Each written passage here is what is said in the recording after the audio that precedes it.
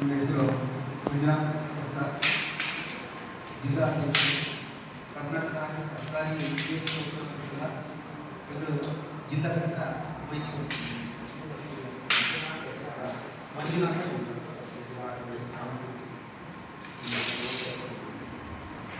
ಇಂದು ಪತ್ರಿಕಾಗೋಷ್ಠಿ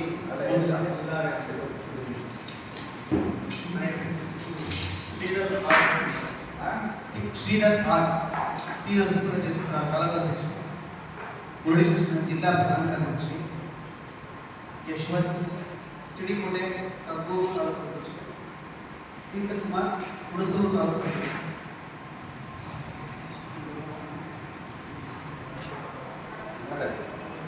ಇದು ಪತ್ರಿಕಾಗೋಷ್ಠಿ ನಡೆಸ್ತಾ ಇರುವಂಥ ಉದ್ದೇಶ ದಿನಾಂಕ 7/2/2025 ಕರ್ನಾಟಕ ರಾಜ್ಯ ಸರ್ಕಾರಿ KS ನೌಕರರ ಸಂಘ ರಾಜ್ಯ ಘಟಕ ಬೆಂಗಳೂರು ಇವರ ವತಿಯಿಂದ ನಡೆಯುತ್ತಿರುವಂತಹ ಫ್ರೀಡಂ ಪಾರ್ಕ್ ಚಲೋ ಒಂದು ದಿನದ ಹಕ್ಕೊತ್ತಾಯ ಧರಣಿ ಹೋರಾಟ ಕಾರ್ಯಕ್ರಮ.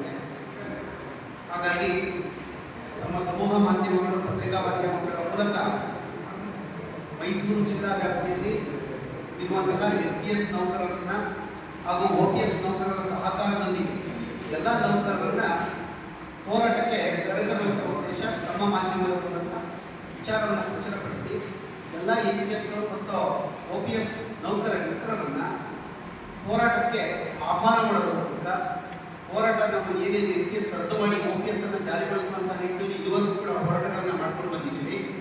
ಆ ಹೋರಾಟ ತಾರ್ಕಿಕ ಅಂತ್ಯದತ್ತ ಬಂದಿದೆ.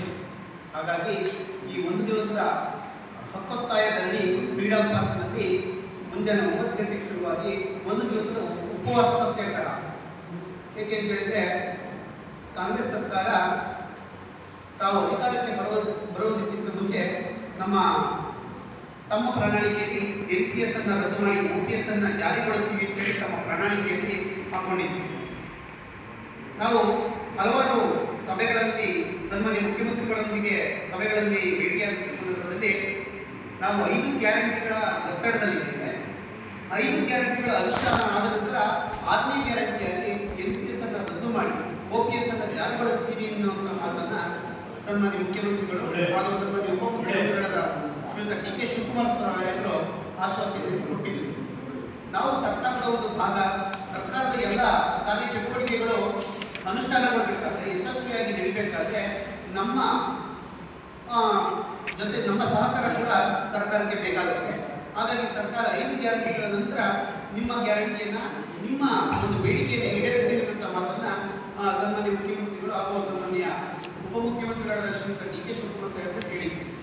ಆದರೆ ಈಗಾಗಲೇ ಸರ್ಕಾರ ಅಸ್ತಿತ್ವಕ್ಕೆ ಬಂದು 2 ವರ್ಷಗಳ ಸಮೀಪ ಆಗ್ತಾ ಇದೆ. ಹಾಗಾಗಿ ನಮ್ಮ ನೌಕರರಲ್ಲಿ ಉತ್ಸುಕತೆ ಇದೆ. ಯಾವಾಗ NPS ರದ್ದಾಗುತ್ತೆ, OPS ಜಾರಿಯಾಗುತ್ತೆ ಎನ್ನುವಂತಹ ಉತ್ಸುಕತೆ ಮತ್ತೆ ಭಯ, ಆತಂಕ ಶುರುವಾಗ್ತದೆ.